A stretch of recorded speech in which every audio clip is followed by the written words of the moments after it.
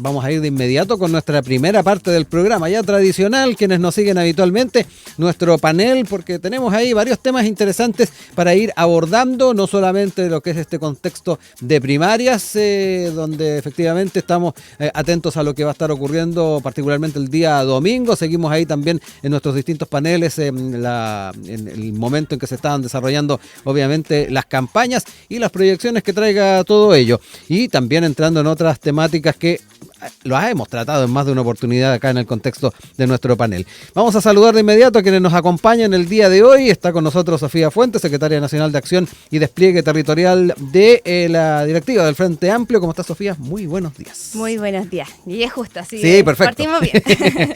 Y también saludamos a la investigadora del Instituto de Libertad, Catalina Riquelme, que también nos acompaña el día de hoy. Catalina, buen día también. Buen día, muchas gracias por la invitación. Gracias a ambas por estar acá con nosotros en un día frío además, así que con mayor razón les agradecemos y vamos de inmediato a revisar los temas que tenemos propuestos el día de hoy. Y quiero partir con algo que ha estado presente en más de una discusión, en más de un debate, lo decía, lo hemos tratado incluso acá en nuestro panel en alguna oportunidad, y que tiene que ver con el tema del secreto bancario. Se ha planteado en cuenta pública, ha estado instalado en los debates a nivel político a la hora de pensar en los temas y las alternativas de cómo se combate a la delincuencia y particularmente la lista en torno al narcotráfico.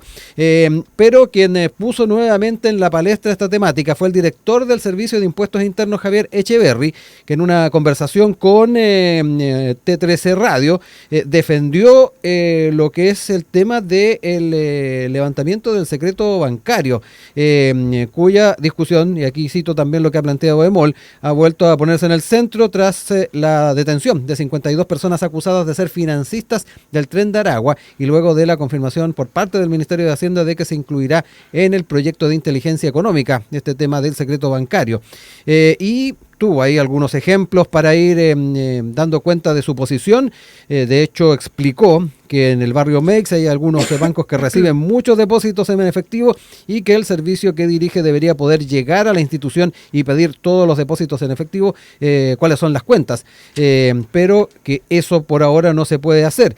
Con ello en cuenta y tras señalar que en Mex hay personas que se han tomado la ciudad, dijo Echeverry, agregó que hay cosas obvias que hacen los países democráticos y sentenció: no por ser democráticos vamos a ser ingenuos, no hay que ser ingenuos, veamos cómo es España, cómo es Estados Unidos, cómo es Francia, veamos cómo funcionan las democracias. Italia le ha dado durísimo a las mafias, pero dentro de la ley.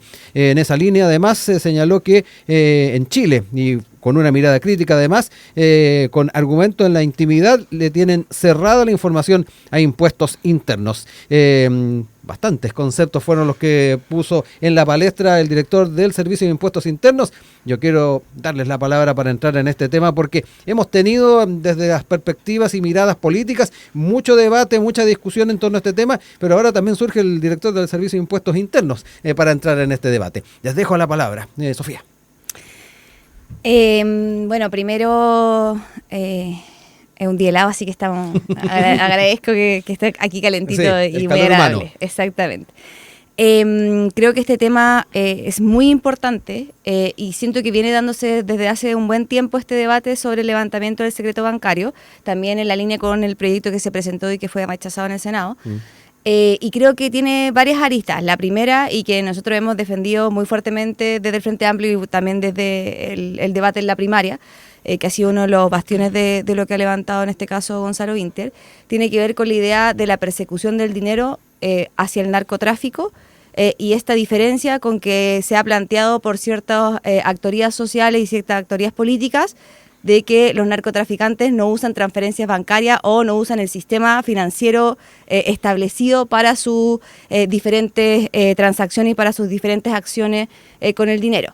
Y eso ha quedado demostrado esta misma semana, y me imagino que por eso también se da este debate desde el Servicio de Impuesto Interno. Esta misma semana se descubrió todo y por la PDI se logró desbaratar esta banda que venía relacionada con el Tren de Aragua y que efectivamente se hizo a través del seguimiento del dinero. Entonces creo que ese es un elemento que para nosotros es central de cómo nosotros perseguimos al narcotráfico, también con la persecución de las transacciones y de la línea del dinero, que finalmente eso te va orientando y uno puede ir identificando dónde se concentran en el fondo las mayores cantidades de dinero y no solamente el narcotraficante directamente, que finalmente ahí uno desbarata las bandas, sino que solamente puede atacar como la línea más delgada. Y en ese sentido nos parece muy importante que hoy día desde la misma institucionalidad del Servicio de Impuesto Interno, que finalmente es el que está a cargo de revisar y hacer el seguimiento de todas las transacciones y por supuesto el pago de los impuestos, que también es otro elemento que me imagino que es una preocupación. Si el narcotráfico maneja una cantidad de dinero impresionante, entonces eso también va en la línea de cómo nosotros controlamos también la evasión y la elusión de impuestos, que debe ser una lista que también le preocupa al Servicio de Impuesto Interno. Entonces creo que es un elemento muy importante. Yo sé que ha generado muchas dudas y mucho debate en torno a qué pasa como con la facilidad de poder levantar el secreto bancario en situaciones de que no necesariamente era indicado, pero lo que se ha planteado es que tienen que haber mecanismos de control, tiene que estar el Poder Judicial, tiene que estar la Unidad de Análisis Financiero, que en el fondo es un organismo que van a permitir que una ley que facilite el secreto del levantamiento bancario también tenga sus resguardos, por supuesto, para no afectar los derechos de las personas. Catalina, voy contigo. Y quería revisar también, a propósito que en el Mercurio del día de hoy se da cuenta de este mismo tema. Ahí se cita también algunas opiniones, por ejemplo, de el socio de CBC Abogados, Pablo Cifuentes. Él opina que el secreto bancario no protege evasores, sino que resguarda a los ciudadanos de un poder administrativo que en este caso investigaría, solicitaría y decidiría sin control externo. Agrega que en Chile ya existen mecanismos ágiles y eficaces para levantarlo judicialmente en casos graves. Lo que se pretende ahora no es cerrar una laguna legal, sino remover la instancia que garantiza proporcionalidad y resguardo. Ahí también para hacer el contrapunto a propósito de lo que ha estado planteando también el director del Servicio de Impuestos Internos. Sí, te dejo la palabra. Me parece a mí que esta es una discusión profunda porque tiene que ver también con una cuestión de pesos y contrapesos en una democracia. Y en una democracia seria nosotros tenemos que tener mucho cuidado cuando hablamos de estas cuestiones a propósito de la protección de los derechos individuales, pero también de hacer la debida persecución en los casos que se indiquen. Entonces el tema del secreto bancario hoy día lo que ofrece es garantías, no es que no se pueda levantar. Entonces, evidentemente hay que pedir una autorización. ¿Qué es lo que se ha planteado y qué es lo que han dicho los fiscales en esta investigación a propósito de lo que pasó con el Tren de Aragua? Es que el tiempo se extiende. Es demoroso el proceso. Sin perjuicio de ello, entonces el problema básicamente no tiene que ver con eso, sino que tiene que ver con la eficiencia del Estado. ¿Cómo podemos agilizar este proceso para que nuestra justicia pueda hacerlo de una manera más ágil, pero siempre teniendo en cuenta que, insisto, en una democracia que es seria tenemos que tener muy en claro cómo se manejan los pesos y contrapesos, porque por algo tenemos un sistema político con las características de separación de poder. Entonces, me preocupa a mí un poco que desde algunos sectores se quiera intentar ingresar a las cuentas de las personas sin el debido conocimiento tal vez, o que se mal utilice o muchas veces se instrumentalice para otros fines. Y yo creo que ahí tenemos que tener un poco de cuidado en cómo generamos esta discusión, además porque estamos en un proceso de elecciones. Entonces todos estos temas tienden a politizarse mucho y es un tema también de los candidatos que tienden a darle el sentido que a ellos muchas veces les interesa tomar. Varios puntos ahí, Sofía, lo que tiene que ver con la agilidad del Estado, los caminos alternativos que se podrían tomar más allá de lo que es la propuesta de secreto bancario, también la politización de los temas, el resguardo de la proporcionalidad, algunos de los puntos que establecía recién Catalina. Te dejo también la opción de hacer los contrapuntos. Sí, mira, sobre el tema de la politización, yo creo que igual este es un tema que se viene levantando hace un buen tiempo, de hecho también fue parte de un proyecto de ley de este gobierno, entonces es un debate que viene previo al proceso electoral mismo, de cómo nosotros facilitamos la persecución del dinero del narco, que es algo que es central hoy día para poder terminar sobre todo con el crimen organizado, que es el que maneja las mayores cantidades de dinero. Y en ese sentido yo estoy de acuerdo que, por supuesto, en un Estado de Derecho tenemos que tener los resguardos suficientes para que esto no se utilice de forma, lo que ha pasado con el mismo caso de algunas filtraciones. Entonces, como sabemos que si se levanta el secreto bancario de una autoridad política, eso no va a servir para utilizarlo para otros fines. Y yo estoy de acuerdo y ahí creo que tiene que ser muy importante el proceso judicial que se mantenga. El problema es que ahora es un proceso muy largo. Entonces, efectivamente pasa que son investigaciones de años y en el caso del Tren de Aragua, que es uno de los ejemplos más claros, se van instalando en diferentes redes, y eso lo que va significando es que sea más complejo cada vez, porque van diversificando en el fondo su capacidad de lavado de dinero, que finalmente es lo que uno tiene que perseguir para poder llegar y desbaratar estas bandas, porque finalmente lo que pasa es que con el levantamiento del secreto bancario uno logra armar los casos judiciales para que finalmente estas personas entren a la cárcel y no puedan salir fácilmente por los distintos procesos judiciales.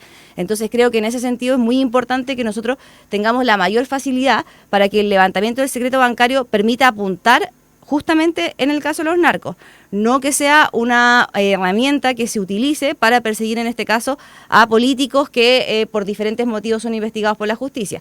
Para poner un ejemplo súper concreto, lo que pasó con Carol Cariola, que en este caso que se estaba solicitando el levantamiento de su secreto bancario para una investigación, y en el proceso judicial se determinó que no correspondía levantar el secreto bancario. Y eso es parte de una investigación y me parece bien.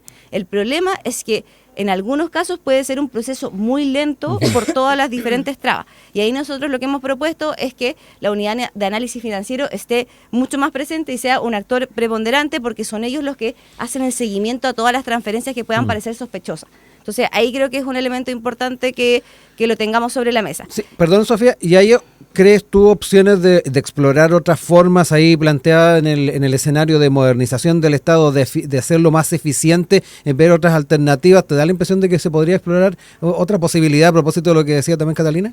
Es que yo creo que hay posibilidades que tienen que ser complementarias a esto. Si nosotros no estamos diciendo que el levantamiento del secreto bancario por sí mismo va a permitir facilitar la persecución del crimen organizado. Esto, por supuesto, tiene que ir con otras herramientas que se han planteado, que son importantes, por ejemplo, tener mecanismos de televigilancia mucho más modernos que también permitan hacer y identificar a los sujetos que en este caso son parte de estas bandas de crimen organizado, pero finalmente lo que pasa es que muchas veces las investigaciones demoran muchos años. Sí, eso también ha pasado en este proceso, que ha sido que hemos visto que el crimen organizado se ha instalado en Chile con mucha facilidad, porque también nuestros sistemas, tanto de persecución del delito, como también de poder tener herramientas que sean mucho más modernas y que permitan identificar a estos actores del mundo del crimen organizado, estaban muy no sé la palabra, muy... ¿Ya de forma muy anárquica? Sí, pues, eran efectivamente herramientas que estaban muy atrasadas respecto a otros países que efectivamente sabemos que hoy día el crimen organizado se maneja de otra forma. Y ahí creo que es clave que nosotros entendamos que los sistemas económicos, por supuesto que son parte de las redes del crimen organizado, si las cantidades de dinero que ellos manejan necesitan tener el espacio bancario. Es imposible pensar que el crimen organizado solo se maneja con efectivo. Sí. Yo creo que partamos como eliminando esa idea que se ha planteado, de hecho, por actores políticos últimamente. Entonces, ¿Catalina? Sí, yo solo agregar que tiende generalmente como a monopolizarse solamente en un tema y hablar solo del secreto bancario respecto de las investigaciones judiciales. Me parece como un poquito no mirar el escenario completo y el panorama general. El tema de la tardanza también en las investigaciones judiciales no tiene que ver solo con este tema, sino que tiene que ver con una falla estructural que tiene el Estado de Chile, y que eso yo lo estaba analizando en otras partes de las instituciones del Estado a propósito de todo lo que está pasando con la data hoy día que nosotros manejamos en nuestro país y la poca interoperabilidad del Estado. Hoy día uno de los grandes problemas que tiene Chile es que las instituciones no conversan entre sí. Tenemos casos de licencias médicas y eso pasó, por ejemplo, porque se firmó una colaboración para que se entregaran esas bases de datos. Entonces, si somos capaces de lograr mejorar la eficiencia, por ejemplo, en tiempos de estos trámites judiciales, y además de eso generamos o rediseñamos una arquitectura institucional estructural que abarque la interoperabilidad del Estado para que las instituciones puedan trabajar cooperativamente y cohesionadamente en este tipo de investigaciones, por supuesto que podemos avanzar y podemos generar mejores soluciones para el país. Hoy día el tema es la seguridad. Yo creo que la pregunta es como Estado, cómo nos hacemos cargo de ello, y no solamente que monopolicemos el debate en una discusión que se va a centrar solo en un punto, sino que tengamos una mirada mucho más amplia, de que son distintas cuestiones y distintas instituciones las que acá están en juego. Sofía, entremos también en una última parte de este bloque para ir no solamente cerrando ideas, sino que además explorando la arista más política, porque esto también tiene que ver con la forma en que vamos llegando a los consensos necesarios para sacar adelante ciertas propuestas. Ahí lo mencionábamos a la hora de ir viendo cómo desde las perspectivas del Ejecutivo se está observando este tema. Está obviamente este proyecto de inteligencia económica. ¿Cómo ves también esa proyección? Mira, yo creo que lo bueno que ha pasado últimamente con, como lo dije, que entre una institucionalidad como el Servicio de Impuesto Interno a este debate, me parece que es bueno porque ellos plantean una perspectiva de Estado para esta discusión. Y siempre estos temas tan importantes y que van a afectar en muchas aristas, en este caso, como estamos hablando nosotros, la persecución del crimen organizado, es necesario que entren instituciones que en este caso tienen mucho que ver con todo el sistema financiero y qué va pasando con la persecución del dinero. Entonces creo que eso va a permitir también darle una arista distinta que no solamente va a darse dentro del marco de la campaña, porque yo comparto que justo estamos en un año electoral, entonces todos los debates se ven permeados por lo que va pasando. Está el de contribuciones también, que también lo relevaba el propio director. Exactamente, entonces esos son temas que yo creo que siempre van a estar sobre la mesa en el debate con los distintos candidaturas, pero creo que hoy día hay una urgencia que es y la preocupación mayor de la gente que tiene que ver hoy día cómo nosotros atacamos directamente al corazón del narcotráfico, porque sabemos que eso está generando niveles de inseguridad y también niveles de violencia en las calles, que hoy día la gente ya no quiere más. Y yo creo que esa tiene que ser la prioridad hoy día de los actores políticos del sistema, para poder resolver en el fondo cómo nosotros damos mayor tranquilidad a la gente para que viva mejor. Y en ese sentido creo que el debate en el Congreso hoy día tiene que ser capaz de separar la discusión política que se va a dar en torno a las elecciones de noviembre con lo que hoy día la gente está pidiendo con urgencia, que es hacernos cargo de la inseguridad que se vive, y para eso necesitamos mayores herramientas. O sea, de verdad yo creo que fue una muy buena señal lo que pasó esta semana con la caída de todo este grupo que estaba vinculado al Tren de Aragua, y eso también fue por perseguir el dinero que de las diferentes transacciones, y finalmente, yo lo vuelvo a plantear, es imposible que se manejen solo con efectivo, y eso tiene que verse permeado en el Congreso con una discusión que vaya en otra arista, que permita también que nosotros tengamos hoy día un Estado más fortalecido, que pueda perseguir de mejor manera el dinero y que finalmente vayamos generando una política de caída del narco, que eso es lo que finalmente hoy día necesitamos para poder dar mayor tranquilidad a la gente en sus casas. Antes de darte la palabra, Catalina, ¿cómo también analizas y valoras el rol que ha tenido la oposición en esto? Ahí yo creo que, bueno, hemos planteado diferencias. De hecho, Gonzalo Vintel ha sido muy claro que hoy día hay un problema cuando uno parte de la negación de facilitar los procesos de acceso a las cuentas bancarias, porque pareciera que están intentando esconder otra cosa y no necesariamente apuntar hoy día el problema que nosotros lo hemos dicho en todo momento. Esta política tiene que ir a atacar el corazón del crimen organizado. Y para eso tenemos que estar todos de acuerdo. Pero hay un sector, que en este caso ha sido la oposición, de hecho que rechazaron el proyecto el año pasado en el Senado, que no han entendido que lo que estamos buscando justamente es atacar un problema que ellos han levantado como la mayor urgencia de Chile. Entonces creo que la preocupación también tiene que verse reflejada en acciones, y eso significa llegar a un acuerdo en el Congreso para que esto sea una política pronto, que es finalmente lo que estamos buscando nosotros. Sí, Catalina, las opciones de poder ir llegando a consensos en esto, tú ya lo planteabas, dentro del mundo de la oposición hay también apuntes en torno a las consecuencias que podría traer este secreto, el levantamiento de este secreto, pero además también lo que decías tú, la idea de ir buscando alternativas. ¿Cómo ves, tomando en cuenta también las posiciones que se han apuntado desde el oficialismo? Sí, bueno, ustedes saben, yo siempre he dicho acá que los partidos políticos tienen sus propias vocerías, y ahí yo no me hago cargo en ese sentido, sin perjuicio de ello. Y como académica, el director del Servicio de Impuestos también lo decía, el tema de nombrar quién han hecho otros países. Nosotros somos un país OCDE. Yo estuve investigando un poco respecto al tema, y por ejemplo, en España se levanta el secreto bancario cuando hay casos tributarios, en Francia cuando se investiga el fisco, en Alemania cuando hay casos de fraude o sospecha tributaria, en Canadá similar a nosotros, con una autorización judicial. Entonces, tenemos que nosotros mirar qué está pasando en el mundo y cómo lo están haciendo. Eso se llama política comparada, pero también, ojo ahí, hay que comparar lo comparable. Y nuestra cultura política latinoamericana, en muchos sentidos, es muy diferente. Por lo tanto, no es llegar y, oye, tomemos el modelo de aquí, de allá y copiar. Eso en muchos sentidos muchas veces resulta nefasto. Entonces, a mí me parece que pensar en el levantamiento del secreto bancario con responsabilidad, porque esa es una palabra que a mí me gusta mucho utilizar, hay que hacerlo con responsabilidad, insisto, teniendo en cuenta los pesos y contrapesos con una trazabilidad efectiva y en definitiva poniendo los puntos sobre la mesa bien claro. O sea, esto no es un juego, hay que hacerlo debidamente con un proceso importante en el sentido de, insisto, generar trazabilidad, tener un respaldo legal concreto, porque no vamos a levantar el secreto porque sí. A propósito que también mencionaba otras realidades ahí el director de Servicios de Impuestos Internos, ¿hizo falta hacer un poquito más la bajada, crees tú entonces? Yo creo, él lo nombró, pero yo por eso dije, a ver, vamos a ir a investigar un poquitito y claro, sí, hay casos donde el secreto bancario, por ejemplo, se levanta cuando investiga el fisco, pero son en situaciones puntuales, entonces por eso yo hablo de que hay que dar un debate serio en torno a cuándo lo vamos a hacer y cómo lo vamos a hacer, porque insisto, muchas veces esto se atrinchera políticamente y se diluye, quizás esa es la palabra adecuada, se diluye el debate desde lo que realmente debería ser y lo que deberíamos estar discutiendo.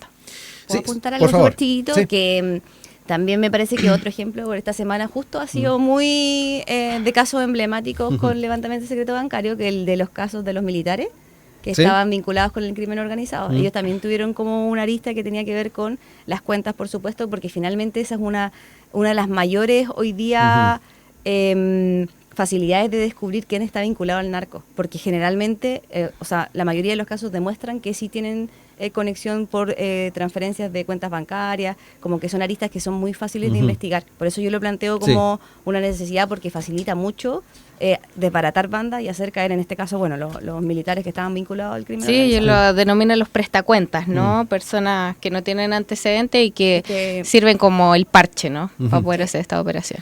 Son las 9 de la mañana con 35 minutos. Estamos de regreso con ustedes acá en Enlace USACH, en nuestro panel del día de hoy, junto a Catalina Riquelme, investigadora del Instituto Libertad, también con Sofía Fuentes, secretaria nacional de Acción y Despliegue Territorial del Frente Amplio. Y entramos ahora a hablar un poquito de lo que va a ser la jornada del día domingo. Ahí durante la canción hablábamos del escenario climático que se va a estar enfrentando para ese día domingo. Va a ser un poquito de frío en varios sectores de nuestro país, pero importante ver también el tema de cómo vamos proyectando lo que tiene que ver con la participación y particularmente de la mano con las señales que dio la expresidenta Michelle Bachelet el día de ayer, sin ir más lejos en redes sociales, se dio a conocer. Hay un mensaje y este llamado general a participar de esta primaria oficialista. Es lo principal que queda de por medio, de importancia de elegir al representante de la centroizquierda en las presidenciales y también porque dijo, no da lo mismo quién gobierna. A través de este video, en la cuenta de la Fundación Horizonte Ciudadano, hizo esta invitación a participar el 29 de junio, porque cuando elegimos, cuando construimos democracia y cuando participamos, fortalecemos nuestros barrios, nuestras comunas y nuestro país. Es parte de lo dicho por la mandataria. Además, relevó que los comicios del domingo son una oportunidad para decidir quién nos representará, porque no da lo mismo quién gobierna ni cómo se hace política. Por eso tu voz importa y tu voto también. Esto en el contexto además de lo que ha sido la presencia de la exmandataria en torno a este proceso, donde no se ha alineado tampoco con ninguna de las candidaturas. Principalmente ha estado esa idea de impulsar, de dar cuenta de la participación, no así de jugársela con alguna candidatura, que en algún momento se estuvo bastante en la atención de aquello. Quiero entrar en ello para efectivamente ponernos a hablar de lo que eventualmente nos vamos a encontrar el día domingo. Se habla mucho del tema de la participación, se han ido estableciendo ahí márgenes, muchos esperan de que se pueda llegar a los 2 millones de votos, hay algunos que son un poquito más conservadores, que tal vez pueda estar por debajo de lo que fue la anterior primaria del año 2021. Les dejo ahí la palabra para que hagamos estos apuntes, obviamente dentro del contexto en el que estamos, terminó la campaña, también en lo que tiene que ver con el tema de estas encuestas que han estado dando vuelta, a pesar de que hay veda, en redes sociales ha aparecido de todo, así que obviamente ahí con todos los márgenes que están impuestos de alguna manera bajo la ley, quiero entrar también en este tema con ustedes. Catalina, tu mirada. Mi mirada, bueno, respecto a lo que señaló la expresidenta Bachelet, yo creo que es lo que le correspondía hacer, ¿no? Hacer un llamado a votar. Me hubiese gustado tal vez que quizás ella se hubiese alineado, que sería lo que uno habría esperado, porque ella es ex militante del Partido Socialista, entonces haber tomado partido por alguna candidatura, y eso no lo observamos. Ahora, ¿por qué no lo observamos? Es un misterio, pero habría sido, bueno, el haber tenido el apoyo, por ejemplo, de la expresidenta, sin duda que hubiese marcado una diferencia entre la competencia que existe hoy día de los candidatos. Eso se extrañó un poco, pero también recordemos que hace un par de meses atrás estuvimos acá hablando de si iba o no iba Michelle Bachelet hasta el último momento. Entonces yo creo que, bueno, no se abanderó por ningún candidato, hubiese sido ideal, no sé si ideal, pero que tal vez se pronunciara al menos o dejar ahí algún atisbo de por quién ella iba a votar, pero yo creo que el desafío está hoy día en... a mí hay algo que yo debo reconocer de esta primaria, y es que esta primaria prendió, como se diría, ¿no? Tradicionalmente las primarias en la antigüedad uno podría decir que nadie entendía mucho de lo que pasaba, y también puede tener que ver con todo el tema digital que existe hoy día y el acceso a la información. Entonces, en ese sentido, yo la verdad es que me gusta que haya aprendido esta primaria porque las personas están más interesadas. ¿Qué me preocupa? Que siento que aquí hay una falla igual, pero también un desconocimiento de las personas de si tengo o no tengo que ir a votar este fin de semana, de si milito o no milito, si me corresponde. Entonces, la gente está un poco confundida. ¿Qué es lo que se habla? ¿Falta información, crees tú? Yo creo que faltó un poco más de información, y sobre todo a través de medios digitales. Hoy día venía caminando, estaban entregando un medio de prensa en la radio, en la calle, y hoy día la gente ni siquiera quiere acceder a ese medio de prensa porque está todo en el celular. Entonces, mayor que esas campañas de información utilizando los medios que hoy día la gente acude, yo creo que faltó un poco ahí ese tema. Ahora... no hay mucho que decir, ¿cierto?, respecto de cuál podría ser o no el ganador, como estamos en esto de las veas de la encuesta. Sin perjuicio de ello, yo creo que el gran desafío es ver cuántos van a votar el fin de semana, y se estima que puede ser entre 1,3, o sea, 1,7 millones y 2,3 si fuera lo más maravilloso del mundo. Pero también estábamos hablando recién que tenemos un factor climático el fin de semana. Entonces hay bastante incertidumbre, yo creo, y bueno, los partidos políticos conocerán dónde están sus nichos y su mayor cantidad de posibles votantes. Recordemos también que las primarias tradicionalmente apuntan al voto duro. Pero tenemos otra variable, que es que las personas, como venimos en tantas votaciones, todos los años creen que hay que ir a votar. El desgaste, no, y también creen que hay que ir a votar igual, porque no hay mucho conocimiento de que pueden no ir a votar. Entonces yo creo que hay hartos elementos sobre la mesa para este domingo. Sofía, también tu mirada, los dos aspectos, lo que tiene que ver con estas últimas señales, particularmente este llamado de la expresidenta Bachelet a participar del proceso, y por otro lado también los elementos que nos dejaba entrever Catalina, ¿no?, de lo que ha sido esta campaña. Ahí lo señalaba, le da la impresión de que esto ha aprendido, sin embargo hay que ir viendo los factores que hay de por medio. Sí, mira, yo sobre el llamado de la expresidenta Bachelet me parece que está muy acorde con el papel de exmandataria que tiene ella, y también de ser como una certeza dentro del oficialismo de que ella va a respaldar en primera vuelta al candidato que gane de la primaria. Y yo creo que eso es muy importante para la proyección del oficialismo y para también lo que pasa en noviembre, porque finalmente lo que hace ella hoy día es un llamado a sumarse a la primaria del oficialismo, a participar, a ir como es voto voluntario. Lo que ella está promoviendo es que la gente vaya a elegir dentro de este espectro cuál quiere que sea su candidatura para noviembre, y en el fondo ella está dando una certeza de que cualquiera de las candidaturas que gane va a contar con su respaldo en noviembre, y creo que eso es algo muy importante para el oficialismo, y que también ella, por supuesto, que esté en una línea de apoyo en el fondo transversal de los distintos partidos que hoy día son parte de esta primaria. Es parte de la estrategia. Exacto, creo que es una buena señal de parte de la expresidenta, me parece que también va muy en una línea de construir esta unidad que se ha planteado hoy día muy importante también para ganar en noviembre y en diciembre posteriormente en segunda vuelta por parte del oficialismo. Y también creo que eso da una señal hoy día de que a pesar de lo que ha sido una campaña con hartos puntos, efectivamente yo creo que las últimas semanas sobre todo se han levantado y se ha generado un interés en la ciudadanía porque se han puesto perspectivas diversas por las candidaturas y eso también ha generado que los distintos proyectos manifiesten sus distintas diferencias y sus distintos programas sobre la mesa para en el fondo ganar esta primaria. Y creo que la gracia de eso es que a pesar de estas diferencias y que en algún momento se han agudizado como con ciertos puntos que se han puesto sobre la mesa, creo que también hoy día la señal que da la expresidenta Bachelet es de que a pesar de las diferencias igual hemos logrado construir esta primaria, cosa que no pasó anteriormente. La primaria pasada fue, en este caso, Prueba de Dignidad, solo el presidente y Daniel Jadwe.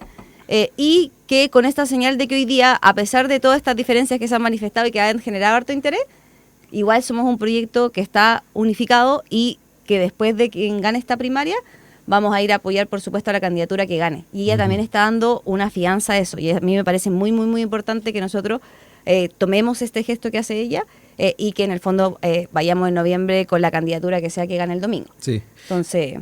Lo planteo porque creo que es algo muy importante lo que pasó con su llamado a votar solamente y no a respaldar una candidatura específica. Catalina, obviamente te dejo ahí tiempo para hacer los contrapuntos que estimes convenientes y lo otro, también mirar un poquito tu visión del tenor de las temáticas. Ahí de alguna manera Sofía hablaba de que a medida que iba avanzando y se iba acercando la fecha de esta elección que es el domingo, se fueron ahí haciendo las diferencias pertinentes de cada candidatura y de alguna manera algunos se quedaron con la inquietud de si este tema de la unidad a la hora de llevar adelante la candidatura unitaria efectivamente va a ser posible. No sé cómo lo ves tú también en lo que tiene que ver con el tenor de las temáticas, más allá que sea de nicho o del sector, el voto duro del que hablabas tú. Mire, yo ahí difiero con Sofía porque tengo una lectura bastante diferente del escenario de la izquierda y cómo se ha venido comportando tradicionalmente desde que asumieron el gobierno. La falta de coherencia, de ponerse de acuerdo entre ellos, sobre todo en materia comunicacional, yo creo que ha evidenciado cómo están hoy día valorados por la opinión pública.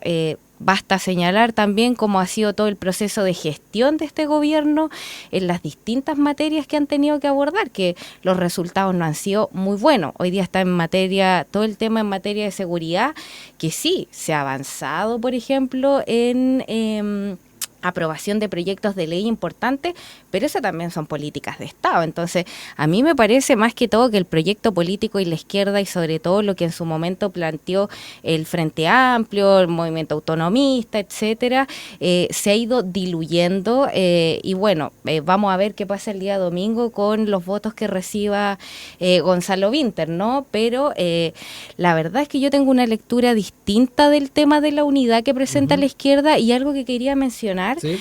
Es que tiene que ver con el Partido Comunista y con la candidata Janet Jara, que me parece, el Partido Comunista tradicionalmente ha sido un partido históricamente muy ordenado.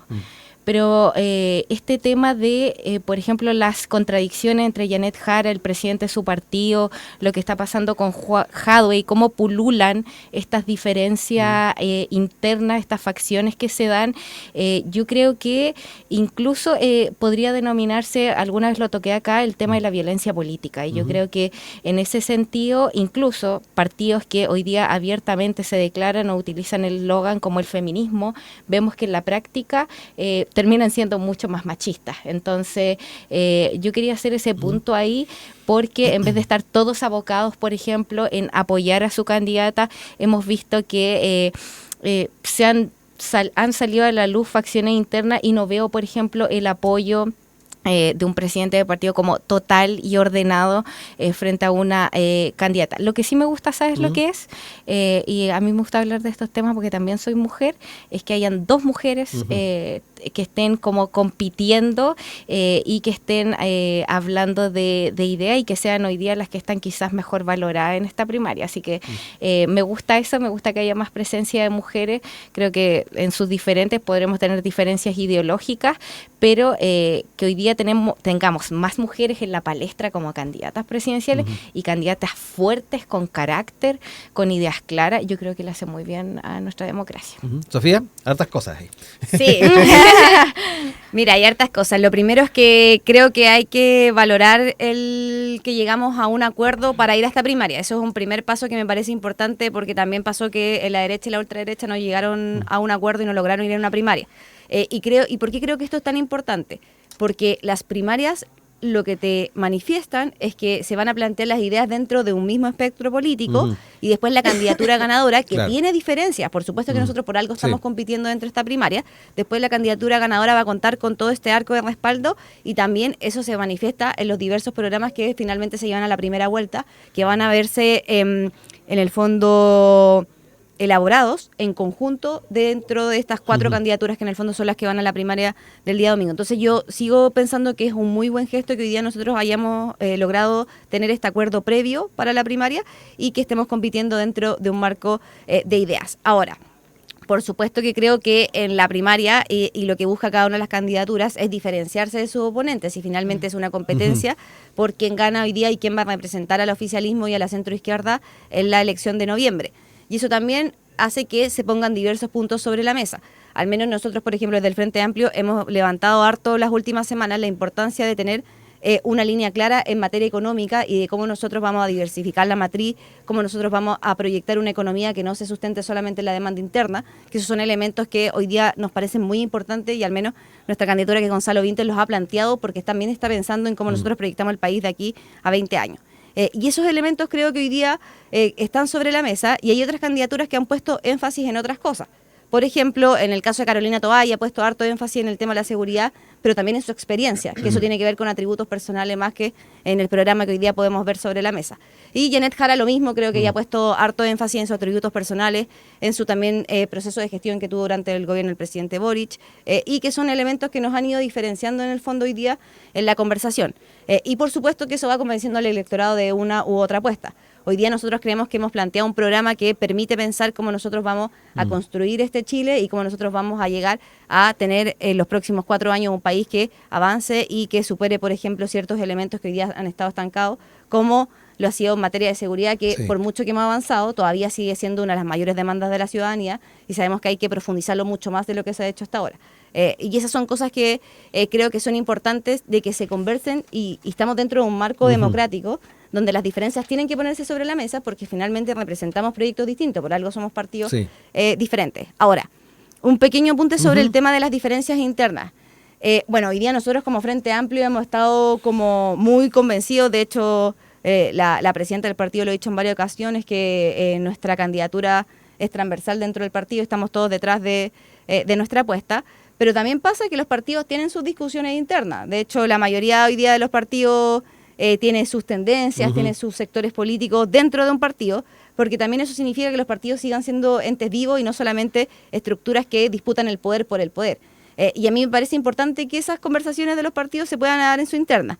Ahora, por supuesto que hay casos que en el Partido Comunista son muy delicados y sabemos que ellos manifiestan diferencias sobre todo lo que es en política exterior, que ha generado tensiones desde los últimos años dentro de su interna, sobre todo el caso de Venezuela y Cuba, que son los más emblemáticos.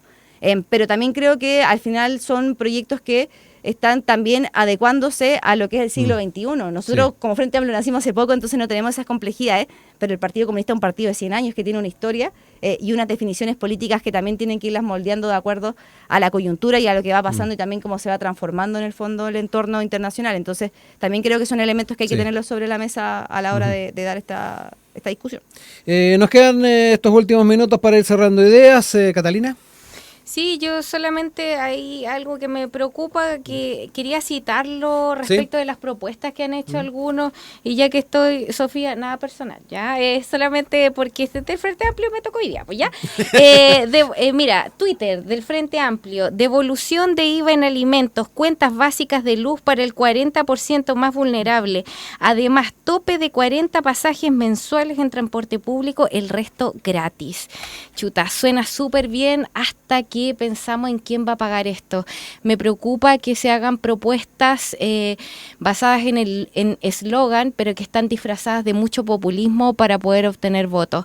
Yo creo que cuando la gente vaya a votar el domingo tiene que pensar realmente en quién está proponiendo propuestas concretas para el país, más que en eslogans de cuestiones que suenan muy bonitas, pero que están disfrazadas muchas veces de populismo. Con eso me quedo. Sofía.